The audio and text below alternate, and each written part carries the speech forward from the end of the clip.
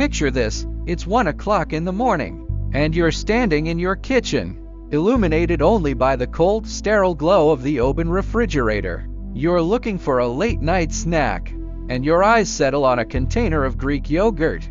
It looks perfect, thick, creamy, and topped with a layer of fresh-looking fruit. You grab a spoon, but just as you're about to peel back the foil, you see it. Stamped in small, faded blue ink on the lid is a date that was yesterday. Suddenly, your brain hits the panic button. What was a delicious treat 30 seconds ago now looks like a biohazard. You imagine a colossal wave of bacteria multiplying inside that plastic cup. Your heart races as if you've just discovered a flat tire on a quiet highway. Annoying. But now suddenly a nightmare. You hesitate, you sniff it, it smells fine, but the fear is too much. You sigh and toss it into the trash. You aren't alone. Every single year, billions of dollars worth of perfectly edible food is thrown away because of one tiny printed date. But here's the surprising truth, the date on the lid is not what you think it is. It isn't a scientific countdown to a biological disaster. And it isn't a safety warning from a lab-coated government official. In reality, it's a secret weapon used by the food industry. A mix of brute force engineering and precise calculation that quietly controls what you eat, how much you spend, and how often you return to the grocery store. Welcome to the Hidden Truths. Today we are looking at the hidden world of expiration dates, the strange history of how they took over our kitchens, and why those little numbers are one of the most misunderstood truths in your everyday life. To understand why we are so afraid of a blue ink stamp, we first have to travel back to a time when they didn't exist. For the vast majority of human history, food didn't have a birth certificate or a death date. Imagine you are living in the 1870s. Perhaps in 1873, the same year, a tailor named Jacob Davis and a businessman named Levi Strauss received a patent for copper-riveted work pants. Back then, if you were a cowboy or a miner, you didn't look at a label to see if your milk was safe to drink. You relied on your own biological hardware, your smell, your taste, and your experience. If the milk smelled sour, you didn't drink it. If the bread had green fuzz, you didn't eat it. It was a simple, effective system of survival based on the senses. But as we moved into the 20th century, the world went through a colossal change. Our food stopped coming from the farm down the road and started traveling thousands of miles.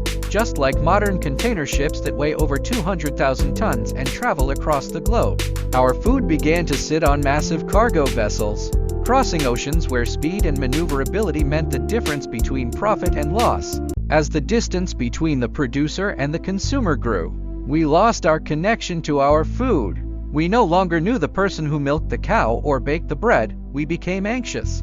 We needed a guarantee, a sign that we weren't buying a nightmare in a jar. By the mid-20th century, manufacturers needed a way to protect consumers, protect themselves from lawsuits, and guarantee consistent quality. And so, the date was born, originally intended as a quality marker, not a safety warning. But here's the thing, most people think there is only one type of expiration date. But the industry actually uses a confusing landscape of terms that act like a digital cookie tracking your habits. There are three main traps you need to understand to navigate this drawer of doom in your pantry. First, there is best before. Think of this like a coat check ticket in a museum. The ticket is a tiny packet of data. It's a promise that when you come back, your coat will be in the same condition you left it. Best before is a promise of quality, not safety. It's the manufacturer saying the food is at its peak flavor and texture until that date.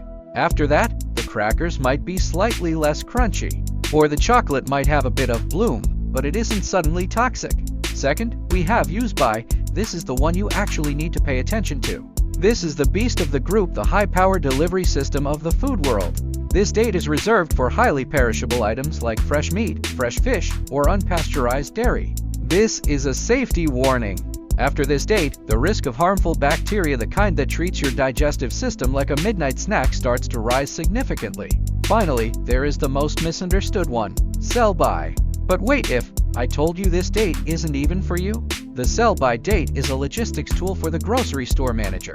It's an internal instruction telling them when to move old stock to the discount rack to make room for a fresh delivery. It's about inventory management and rolling resistance of the products on the shelf, not your health. You might assume that these dates are calculated by a colossal team of government scientists using high-precision sensors, but the reality is much more ruthless. In almost every country, manufacturers decide the dates themselves. They put their food in controlled environments testing for temperature, packaging, and storage time, and then they pick a date. But they don't pick the last day the food is good. They pick a conservative date, often weeks or months before the food actually spoils. Why? It's a win-win for the company. First, it protects them from lawsuits. They'd rather you throw away a perfectly good yogurt than risk one person getting a stomachache. Second, it's a brilliant, slightly ruthless business model. Create the problem and sell the solution. When the date expires, the consumer perceives a problem, bad food, and the manufacturer sells the solution, a brand new product. It's the same logic tech companies used when they removed the headphone jack or when car companies stopped including spare tires. By removing a safety net or creating a perceived obsolescence, they increase profit margins and meet strict internal targets. For items like rice, pasta, or honey, that printed date is almost entirely meaningless for safety. Honey has been found in ancient tombs, still edible. Yet a modern jar will have a best before date stamped on its side. It's a psychological trick designed to keep the engine of consumption spinning, much like a lift axle on a truck spinning in the air to save on fuel and tolls. Fast forward to today, and we have become so reliant on these printed numbers that we've forgotten how to use the secret weapons we were born with. We've traded our millions of years of evolutionary experience for a 5-cent ink stamp. Just like USB-C was designed to be a universal standard to end the tangled nightmare of cables. Expiration dates were supposed to bring order to our kitchens, but instead, they've created a nightmare of waste. We toss out gallons of milk that still smell sweet and crates of eggs that are perfectly fine, all because we trust a machine stamp more than our own biological sensors. The truth is, your eyes and nose are often much better indicators of food safety than a printed number. Just as a captain relies on the plimsoll line to see if a ship is dangerously overweight, you should rely on visual and olfactory cues. If the bread is fuzzy, don't eat it. If the meat is gray or smells off, throw it out. But if that yogurt cup is one day expired and it looks, smells, and tastes fine, it probably is. The date is a guide, not a switch that turns food poisonous overnight. Expiration dates are a fascinating time capsule of our industrial history. They represent the moment we stopped trusting our neighbors and started trusting labels. They are a functional tribute to our need for order in a world of colossal supply chains and industrial engineering. But they are also a reminder that sometimes the most modern solutions are the ones that lead us astray. By understanding what these dates really mean, we can save money, reduce waste, and stop letting a tiny piece of ink dictate our lives. Just like the jagged stones along a railway track that seem random but provide a brilliant engineering cushion, our common sense provides the most stable foundation for our daily choices. If you enjoyed this deep dive into the hidden history of your refrigerator, please hit that like button, it really helps the channel. Tell me in the comments, what is the oldest thing currently sitting in your pantry? And do you trust your nose, or do you trust the label? Thanks for watching, and I'll see you in the next chapter.